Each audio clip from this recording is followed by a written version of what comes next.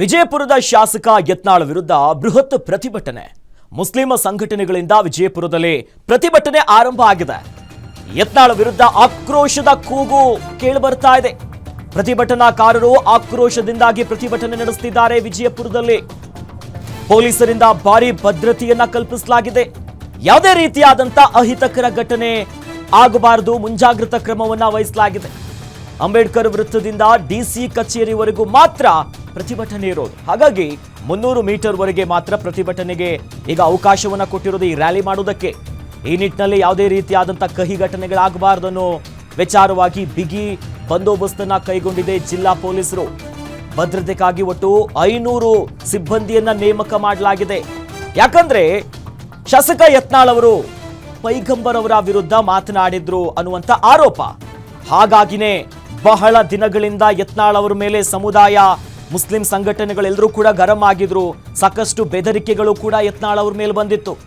ಆ ನಿಟ್ಟಿನಲ್ಲಿ ಯತ್ನಾಳ್ ಅವ್ರ ಮೇಲೆ ಕ್ರಮ ಆಗಬೇಕು ಅನ್ನುವಂಥ ಆಕ್ರೋಶವನ್ನು ಹೊರಗಾಕುವುದಕ್ಕೆ ಇವತ್ತು ಪ್ರತಿಭಟನೆಗೆ ಸಿದ್ಧ ಆಗಿ ಪ್ರತಿಭಟನೆ ಸಾಗ್ತಾ ಇದೆ. ವಿಜಯಪುರದಲ್ಲಿ ಆಗ್ತಿರುವಂಥ ಪ್ರತಿಭಟನೆ ಮುಸ್ಲಿಂ ಸಮುದಾಯದ ಕಾರ್ಯಕರ್ತರು, ಸಮುದಾಯದ ಎಲ್ಲರೂ ಕೂಡ ಘೋಷಣೆಗಳನ್ನ ಕೂಗ್ತಾ ಕಿಡಿಕಾರ್ತಾ, ಯಾಕಂತಂದ್ರೆ ನಮ್ಮ ಧರ್ಮದ ಗುರುಗಳು ಪೈಗಂಬರ್ ಅವ್ರ ವಿರುದ್ಧ ಯತ್ನಾಳ್ ಅವರು ಮಾತನಾಡಿದ್ದಾರೆ ಎನ್ನುವಂಥ ಆರೋಪವನ್ನ ಮಾಡ್ತಾ ರ್ಯಾಲಿಯನ್ನ ಮಾಡ್ತಿದ್ದಾರೆ. ಸದ್ಯ ಅದಕ್ಕೆ ಪರ್ಮಿಷನ್ ಅನ್ನ ಕೂಡ ತೆಗೆದುಕೊಂಡಿದ್ದಾರೆ.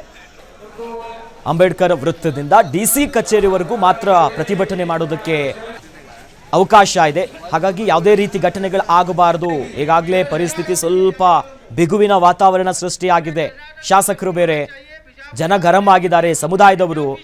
ಆ ನಿಟ್ಟಿನಲ್ಲಿ ಒಟ್ಟು 500 ಮಂದಿ ಸಿಬ್ಬಂದಿಯನ್ನ ನಿಯೋಜನೆ ಮಾಡಿದ್ದಾರೆ. ಭದ್ರತೆ ಕಲಿಸಬೇಕೆನ್ನೋ ನಿಟ್ಟಿನಲ್ಲಿ ಜಿಲ್ಲಾಡಳಿತ ಅಲ್ಲಿ ತೆಗೆದುಕೊಂಡಿರುವಂಥ ಕ್ರಮಗಳಿದು. ಈ ನಿಟ್ಟಿನಲ್ಲಿ ಬಹಳಷ್ಟು ಬಿಗುವಿನ ವಾತಾವರಣ ಸೃಷ್ಟಿಯಾಗಿದೆ.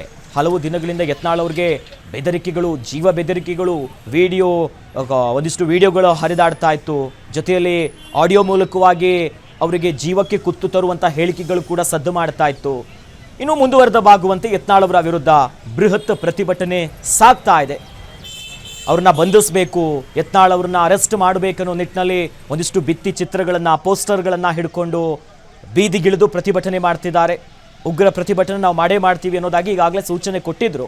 ಅದರಂತೆ ಇವತ್ತು ಪರ್ಮಿಷನ್ ತೆಗೆದುಕೊಂಡು ಈ ರೀತಿಯಾದಂಥ ಹೇಟ್ ಸ್ಪೀಚ್ ಮಾಡಬಾರ್ದು, ಈ ರೀತಿಯಾಗಿ ಮಾತನಾಡಿದ್ದಾರೆ ಅಂತ ಒಂದಿಷ್ಟು ಆರೋಪಗಳನ್ನು ಮಾಡಿ ಯತ್ನಾಳ್ ಅವರ ವಿರುದ್ಧ, ಶಾಸಕ ಯತ್ನಾಳ್ ಅವರ ವಿರುದ್ಧ ಈಗ ನಮ್ಮ ಧರ್ಮ ಗುರುಗಳ ಬಗ್ಗೆ ನೀವು ಮಾತನಾಡಿದ್ದೀರಿ, ಅವ್ರನ್ನ ಬಂಧಿಸಬೇಕು, ಇದು ಖಂಡನೀಯ ಅನ್ನುವಂಥ ನಿಟ್ಟಿನಲ್ಲಿ ವಿಜಯಪುರದಲ್ಲಿ ಪ್ರತಿಭಟನೆ ಸಾಗ್ತಾ ಇದೆ. Say no to Yatnal, stop hate speech ಅನ್ನೋದಾಗಿ ವಿವಿಧ ಚಿತ್ರಗಳಿರುವಂತಹ, ಬರೆದಿರುವಂತಹ ಭಿತ್ತಿ ಪತ್ರಗಳನ್ನು ಹಿಡ್ಕೊಂಡು ಸಮುದಾಯದ ನಾಯಕರು, ಕಾರ್ಯಕರ್ತರು ಎಲ್ಲರೂ ಕೂಡ ಪ್ರತಿಭಟನೆಯನ್ನು ಮಾಡ್ತಿದ್ದಾರೆ. ಘೋಷಣೆಗಳನ್ನು ಕೂಗ್ತಾ ಬೀದಿಗಿಳಿದಿದ್ದಾರೆ. ಆ ನಿಟ್ಟಿನಲ್ಲಿ ಬಿಗಿ ಬಂದೋಬಸ್ತನ್ನು ಮಾಡಲಾಗ್ತಿದೆ. ಈ ಬಗ್ಗೆ ಹೆಚ್ಚಿನ ಡೀಟೇಲ್ಸ್ ಅನ್ನ ಪಡ್ಕೊಳ್ಳೋಣ. ನಮ್ಮ ಪ್ರತಿನಿಧಿ ದೀಪಕ್ ವಿಜಯಪುರದಿಂದ ದೂರವಾಣಿ ಸಂಪರ್ಕದಲ್ಲಿ ನಮ್ಮ ಜೊತೆ ಜಾಯ್ನ್ ಆಗಿದ್ದಾರೆ. ದೀಪಕ್, ಪ್ರತಿಭಟನೆ ಹೇಗೆ ಸಾಗ್ತಾ ಇದೆ? ಯಾವೆಲ್ಲ ರೀತಿಯಾದಂಥ ಪ್ರತಿಭಟನೆ ಮಾಡಬೇಕೆನ್ನುವಂಥ ಪ್ಲಾನ್ ಮಾಡ್ಕೊಂಡಿದ್ದಾರೆ? ಜೊತೆಯಲ್ಲಿ ಪೊಲೀಸರು ಪರಿಸ್ಥಿತಿಯನ್ನ ಹೇಗೆ ನಿಭಾಯಿಸ್ತಿದ್ದಾರೆ? ಏನೆಲ್ಲ ಅಪ್ಡೇಟ್ಸ್ ಇದೆ ದೀಪಕ್?